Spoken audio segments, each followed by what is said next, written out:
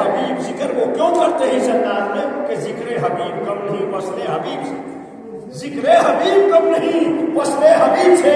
ارے محبوب کا ذکر بھی ایسے ہی ہے جیسے محبوب سے ملاقات۔ اسی لیے صحابہ جب بیٹھتے تھے ایک دوسرے سے ذکر کرتے تھے کہ یار حضور کی کوئی بات سناؤ، وہ سناتے تھے، مگر آپ نے جو دیکھا آپ بھی سنائیں، پھر وہ سناتے تھے۔ تو گویا اس ذکر سے ان کو ایک سکون ملتا تھا، اندر تو بسے ہوئے تھے، اٹھتے چلتے پھرتے۔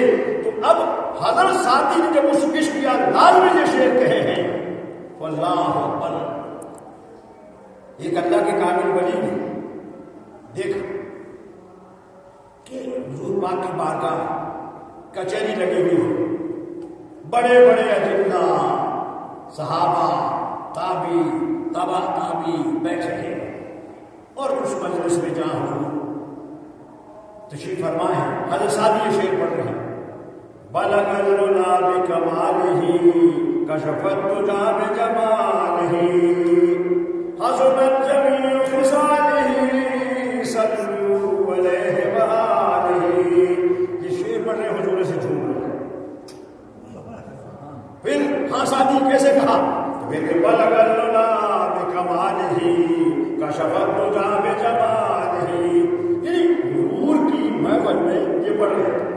اللہ والے نے دیکھ لیا میرے نبی کے غلاموں، ایک اللہ والے کے زمانے میں بہت بڑے محقق، بہت بڑے مفسر، بہت بڑے فاضل عالم نے کہا کہ میرا علم بڑا ہے اور اللہ نے مجھے بہت کچھ علم دیا ہے۔ کئی حضرت سعدی کا تذکرہ بھی آ گیا کہ ان سے بھی زیادہ کیسے ذکر کرتے ہیں۔ اللہ کے ولی نے کہا تو ان کے بارے میں بات مت کرو، ان کے بارے میں بات مت کرو۔ کیوں؟ اس بات اس لیے کہ الخیر مع اکابرکم، خیر تو تمہارے بڑوں کے ساتھ ہوتی ہے، ہر بات کی خیر، ہر چیز کی اچھائی یہ بڑوں کے ساتھ ہے۔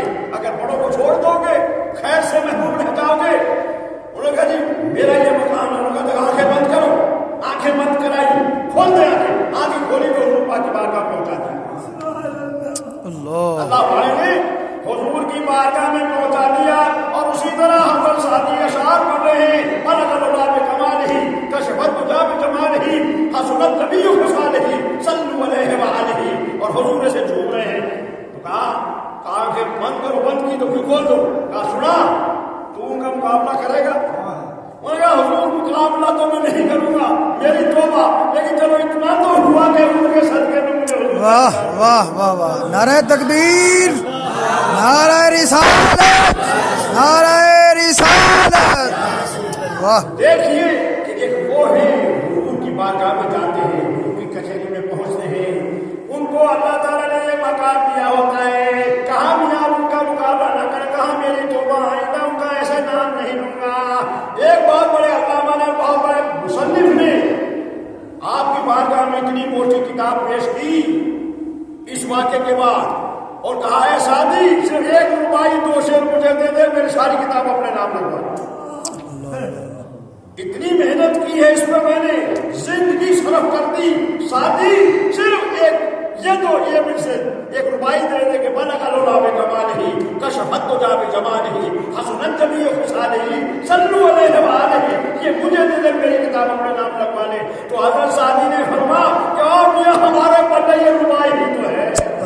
نعرہ تکبیر، اللہ اکبر، نعرہ رسالت، یا رسول اللہ، شیخ الحدیث صاحب زندہ تو میں عرض کر رہا تھا کہ ذکر حبیب کم نہیں وصل حبیب سے۔ یہ صحابہ کرام حضور کا ذکر کرتے تھے اور میں جھومتے تھے حضور کی ہر ادا کا، حضور کیسے کھاتے تھے، کیسے پیتے تھے، کیسے چلتے تھے، آپ کا رہنا۔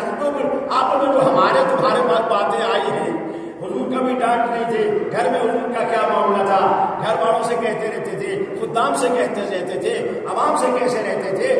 حضور کی ذات جہاں نری سرتاپا جمال تھے، رحیم تھے، کریم تھے، حضور کے اندر خدا نے جلال بھی رکھا تھا، لیکن ان کے جلال کو کون برداشت کرتا۔ اس لیے میرے نبی کے غلاموں اللہ نے فرمایا کہ اور میرے محبوب کے غلاموں، میں نے اپنے محبوب کی زبان سے یہ کہہ دیا ہے کہ ان کنتم محبت کرتے ہو تو میرے تابع ہو جاؤ، میرے نبی کے غلاموں۔ میں عرض یہ کر رہا تھا، صحابی نے پوچھا حضور قیامت کے دن ہم کس کے ساتھ ہوں گے؟ بلکہ ایک صحابی رو رہے ہیں، زار ہو گئے۔ حضور باہر نکلے تو رو رہے، کیا بات ہے میرے صحابی تو کیوں رو رہے، کیا بات ہے؟ کہا حضور میں اس لیے رو رہا ہوں کہ آج تو ہم آپ کے پاس ہوتے ہیں، آپ کا دیدار کرتے ہیں، اور حضور جب ہمیں کوئی مصیبت آ جاتی ہے، کوئی تکلیف آتی ہے تو بس وہاں سے گھر سے چلتے ہیں اور آپ کی بارگاہ میں آ جاتے ہیں، وہ تمام ہمارے کافر ہو جاتے ہیں، ہم غم زدہ ہوتے ہیں، آپ کی بارگاہ میں آ جاتے ہیں، آپ کا دیدار کرتے ہیں، تو آپ کو دیکھتے ہی آئے ہیں کیا انداز ہوگا کہ جب غمگین ہوتے، دنیا کا فکر ہوتا، کوئی اور رنج آ جاتا تو سیدھے حضور کی بارگاہ میں پہنچ جاتے، وہ تمام غم کافر ہو جاتے۔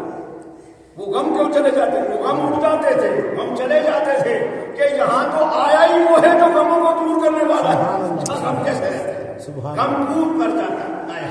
حضرت مولانا احمد رضا بریلوی یہی تو بات کہی کہ جس کی تسکین سے روتے ہوئے ہنس پڑے، جس کی تسکین سے روتے ہوئے ہنس پڑے، اس تبسم کی عادت بنا تبسم فرماتے اور فرماتے اے میرے صحابی، اے میرے فنا، کیا بات ہے، کیا پریشانی ہے؟ بس اتنا کہنا ہوتا تھا، اپنا جس کو کہہ دیا وہ غم کہاں رہا، کیونکہ ہر جگہ ہر ستم گوارا ہے، ہر جگہ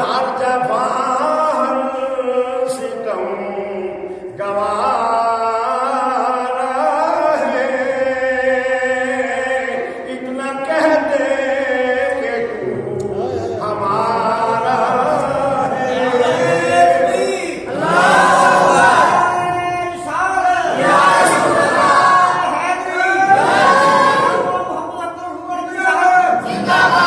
ہر دفعہ ہر ستم گوارا ہے، اتنا کہہ دے کہ تو ہمارا ہے۔ وہ جب نبی پاک فرمایا میرے بلال کیا پریشانی ہے، اے میرے یارگار کیا پریشانی ہے، اے میرے عمر کیا پریشانی ہے، یہ اتنا لفظ کہنا ان کی زندگی کا سرمایہ ہوتا تھا کہ ہمارے آقا نے ہمیں اپنا کہہ دیا ہے۔ میرے نبی مکرم محمد رسول اللہ صلی اللہ علیہ وسلم کے غلاموں، یہ اہل اللہ، ان کو حضور کی حاضری نصیب ہوتی ہے، اور جب یہ باقی حجاز چلتے ہیں، دیوان گھر آنکھوں کو بند کرتے ہیں دیدار کے لیے، ارے جب یہ آنکھوں کو بند کرتے ہیں حضور کا دیدار کرتے ہیں، خدا کا دیدار کرتے ہیں، یہ آپ کو معلوم ہے فنا فی شیخ ہو کے پھر یہ فنا فی رسول ہوتے ہیں، اور فنا فی رسول ہو کے پھر یہ فنا فی اللہ ہوتے ہیں۔ کوئی فنا فی اللہ کا مقام آسان نہیں ہے۔ میرے نبی مکرم محمد